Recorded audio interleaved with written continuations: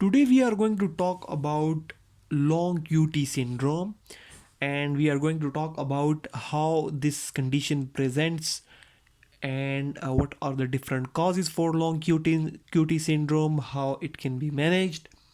So basically, what is long QT syndrome? So long QT syndrome, basically it is a condition. It is a condition in which there is delayed repolarization of the ventricles. There is delayed repolarization of the ventricles. On the ECG, if you see, this is the QT syndrome. Start of the Q till the end of the T wave. This is the QT.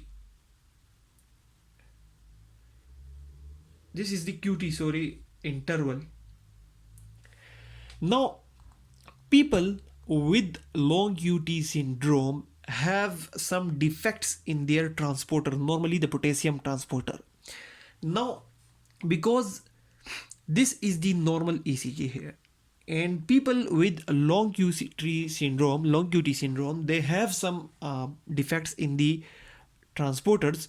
So they're due to the delayed repolarization, they have delayed a repolarization of the ventricles because there is a defect in the transporters.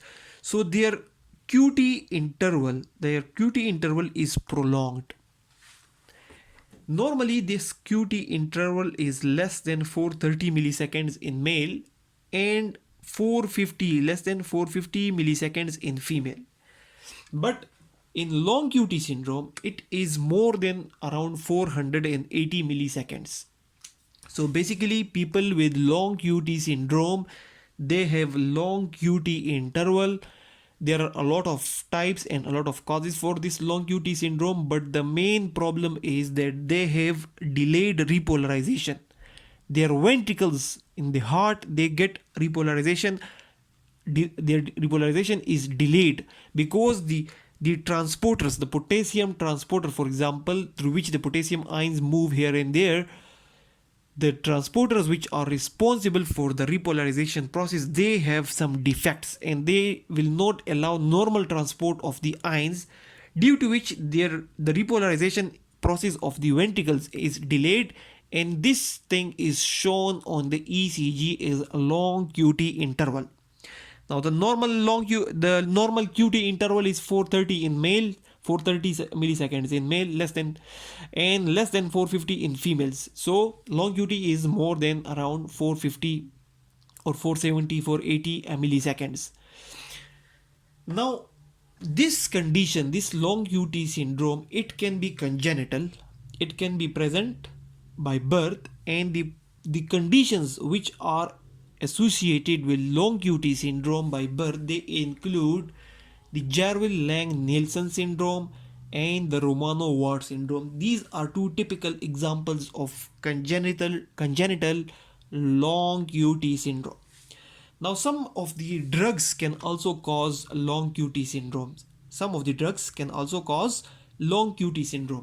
Now, the drugs responsible for the long QT syndrome, or the drugs that can cause long QT syndrome, they include the amiodarone, sotalol, tricyclic antidepressant, SSRIs or selective serotonin reuptake inhibitors that are basically anxiolytics, then methadone, chloroquine. Chloroquine is very important because it is commonly used. Then terbinafine is also important. Erythromycin is a very important antibiotic which is commonly used, and it can also prolong the QT interval. So people with delayed repolarization of the ventricles or people with long QT interval, if they take these medicines, they are going to basically precipitate acute attacks because their QT is already prolonged, and these drugs are prolonging their QT interval more and more. Now finally, another important drug which is also very commonly used is haloperidol. This also basically prolongs the QT interval because they normally block the potassium transporter. As we discussed that there is a defect in the transporter, a patient may already have a defect in the transporter. On top of that, if they are given this drug or a combination of these drugs, then these things can precipitate the long QT syndrome. Now, some of the electrolyte imbalances and some of the important conditions which can also cause long QT syndrome include hypocalcemia, low calcium level, hypokalemia, hypomagnesemia, low potassium level, low magnesium level in the blood. Acute myocardial infarction can cause long QT syndrome, and myocarditis, subarachnoid hemorrhage, and hypothermia. All these conditions, these congenital conditions, these drugs, and these electrolyte imbalances, and these pathologies, they can lead to long QT syndrome. But some patients may already have long QT syndrome and they may get another precipitant which will acutely exacerbate. Now, once it is exacerbated, once the patient gets symptoms, then the patients may present with palpitations or heart pounding. Patient may present with dizziness due to decreased blood pressure. Patient may present with multiple episodes of these palpitations and dizziness, and patients may basically be taking these drugs. When patient presents with the long QT syndrome, they may be taking these drugs, and they may then present as a case scenario. If you look at the long QT syndrome, these patients may be taking these drugs and then they will present with the palpitation, heart pounding, dizziness, and will have multiple episodes of these symptoms. They may also have irregular pulse, they may have low BP, and they may have polymorphic ventricular tachycardia on ECG or torsade de pointes. You may call it torsade de points or torsade de pointes, whatever is the pronunciation, but I will call it torsades de pointes. Now, this is basically polymorphic ventricular tachycardia on ECG, which will be discussed later on.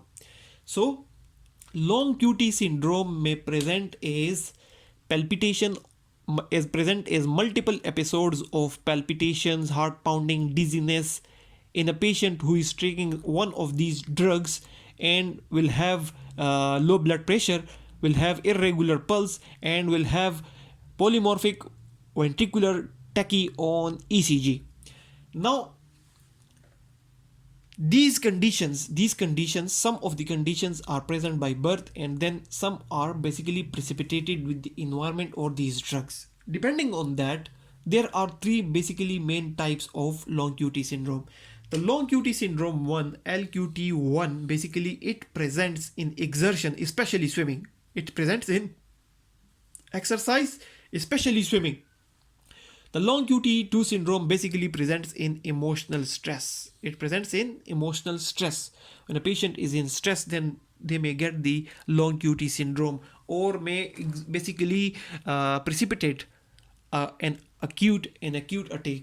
And finally, the long QT syndrome presents with rest. All these patients mostly have some defects in their transporter, because normal patients will not get long QT syndrome. Only patients with defects in their transporter, especially the potassium transporter in their heart, they will get the long QT syndrome, which will present as a long QT on their ECG.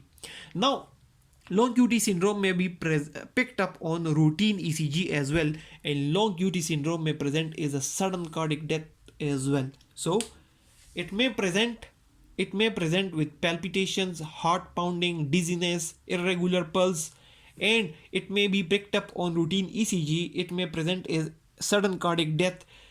Depending on the types of long QT syndrome, the long QT1 may present in swimming, the long QT2 may present with emotional stress, and the long QT3 may present at night or during rest condition. The underlying problem is basically defect in their transporter, and the normal and their QT is basically longer than 450 milliseconds. And the conditions or the problems which may exacerbate long QT syndrome may be congenital, or maybe some drugs, or maybe some electrolyte imbalances. Depending upon the type, congenital causes are Jarvell-Lange-Nielsen syndrome, Romano-Ward syndrome. Drugs include amiodarone, sotalol, tricyclic antidepressant, SSRI, methadone, chloroquine, terfenadine, erythromycin, haloperidol. Then low calcium level, low potassium level, low magnesium level, acute myocardial infarction, myocarditis, subarachnoid hemorrhage, and hypothermia. All these conditions can precipitate long QT syndrome. Now, to avoid long QT syndrome, the patient must avoid drugs which The patient must avoid those drugs which exacerbate long QT syndrome. For example, a person has long QT syndrome or his QT interval is longer than 450 millisecond, then that patient must specifically avoid exertion and may specifically avoid these drugs and should specifically avoid these electrolyte imbalances. Then if it is not controlled, patient may use some beta blockers. Beta blockers may be used to control the or prevent the long QT syndrome. And finally, ICD. ICD, which basically stands for implantable cardioverter defibrillator. Implantable cardioverter defibrillator. This device may be basically used to prevent long QT syndrome. So this is all about the long QT syndrome, its presentation as a case scenario in a patient, its underlying pathology, its different types, and basically the exacerbating factors which leads to long QT syndrome. So that's a simple short discussion about long QT syndrome. There are a lot of things which must be discussed regarding it, but this is just a simple easy explanation about long QT syndrome.